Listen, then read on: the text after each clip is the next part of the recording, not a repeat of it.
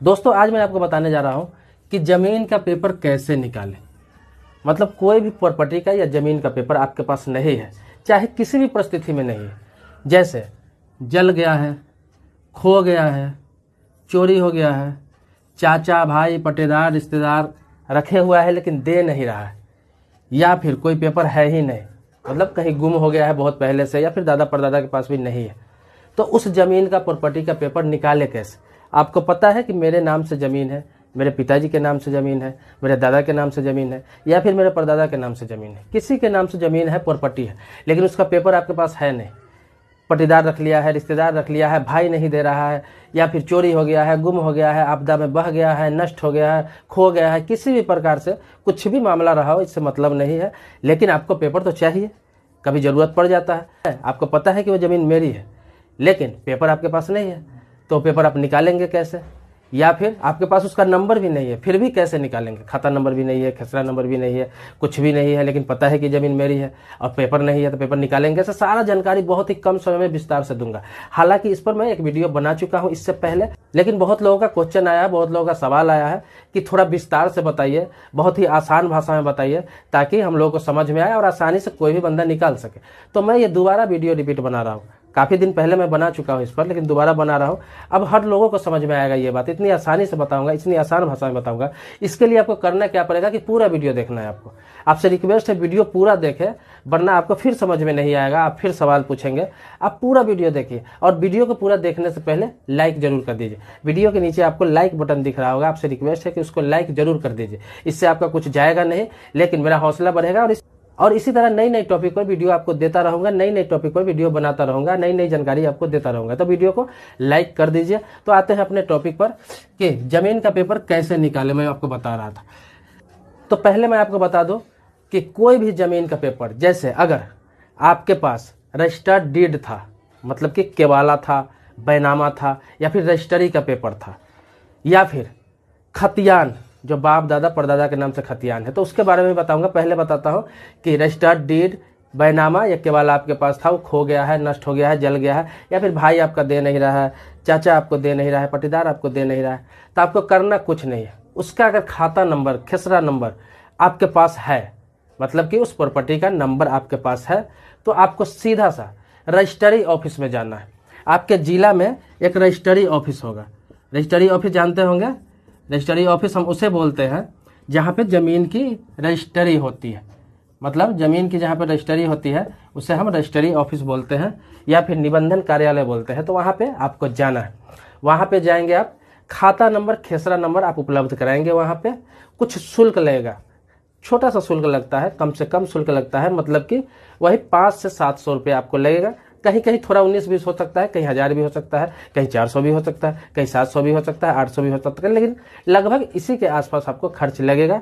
और वो केवाला, वो बैनामा, वो रजिस्टर्ड डीड आपको निकल जाएगा। वो शुल्क देंगे आप, खाता नंबर, खेसरा नंबर बताएंगे, एक आवेदन छोटा सा देंगे आप वहाँ पे। कहीं कहीं आवेदन देने की भी जरूरत नहीं पड़ती है, चालान छोटा सा कटाना पड़ता है रजिस्ट्री ऑफिस में, और आपको निकाल के उस खाते नंबर, खेसरे नंबर का रजिस्टर्ड डीड सर्टिफाइड कॉपी आपको मिलेगा, जो हर जगह काम आएगा। उसकी मान्यता है, हर जगह आपको काम आएगा और आसानी से निकाल सकते हैं, जिसको हम केवाला का नकल कहते हैं, रजिस्ट्री का नकल कहते हैं, रजिस्टर्ड डीड का नकल कहते हैं।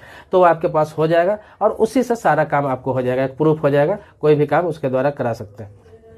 आगे मैं आपको बताने जा रहा हूँ कि जिसको खतियान निकालना है, जिसको खतियान निकालना है, जैसे पूर्वजों का है, दादा का, परदादा का, किसी के नाम से प्रॉपर्टी है, लेकिन उसका नंबर भी मालूम नहीं है, मतलब कि जमीन का नंबर नहीं मालूम है, खाता नंबर, खसरा नंबर कुछ भी मालूम नहीं है, लेकिन हमें निकालना है, पता है कि मेरा जमीन है। या फिर आपके पास केवाला ही है, जो मैंने आपको बताया निकालने के लिए, उसमें भी अगर नंबर नहीं मालूम है, तो ये भी बताने जा रहा हूँ पहले नंबर कैसे निकालेंगे।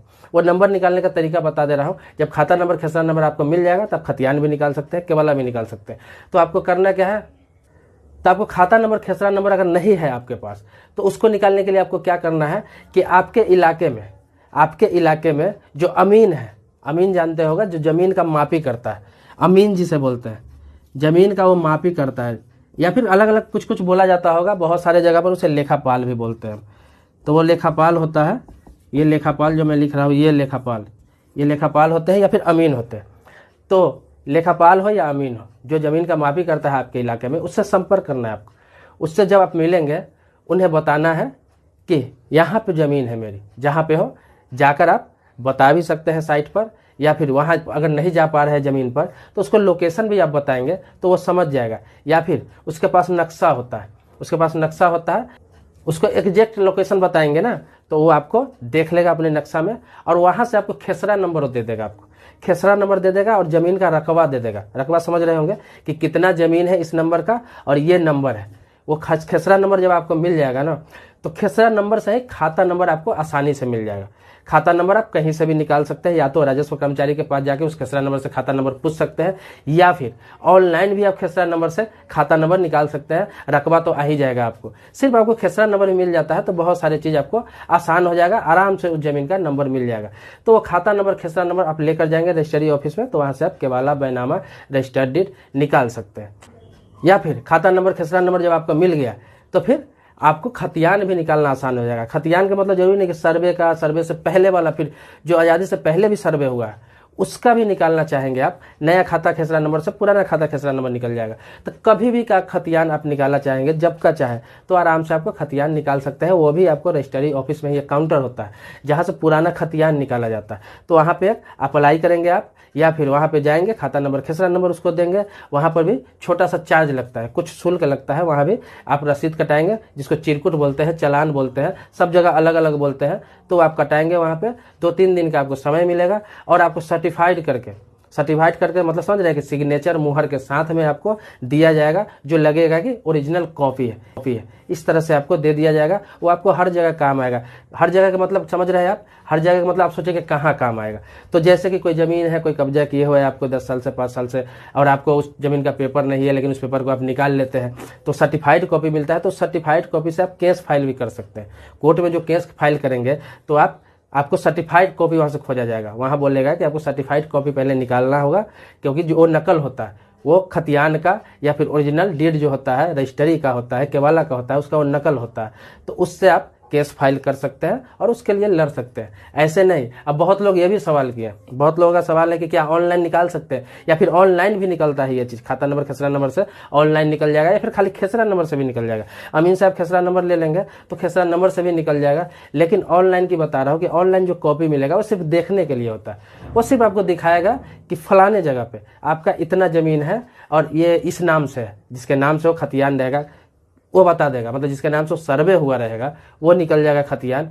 लेकिन आप चाहेंगे कि उस पेपर से हम फाइट करें, किसी पर केस कर दे या फिर कहीं कंप्लेन करे, तो उसका वैल्यू नहीं है। ऑनलाइन पेपर का कंप्लेन में वैल्यू नहीं है, केस करने के लिए वैल्यू नहीं है। उसके लिए आपको सर्टिफाइड कॉपी निकालना पड़ेगा। वो सिर्फ संतुष्टि के लिए होता है, एक जानकारी के लिए होता है, नॉलेज के लिए होता है, सिर्फ देखने के लिए होता है। ऑनलाइन कोई भी चीज़ देखने के लिए होता है, लेकिन उस पेपर को जब तक सर्टिफाइड नहीं कराएंगे, रजिस्ट्री ऑफिस से सिग्नेचर मुहर करके आपको नहीं मिलेगा, तब तक ओरिजिनल नहीं माना जाता है, उसे सर्टिफाइड नहीं माना जाता है, उसका वैल्यू नहीं होता है।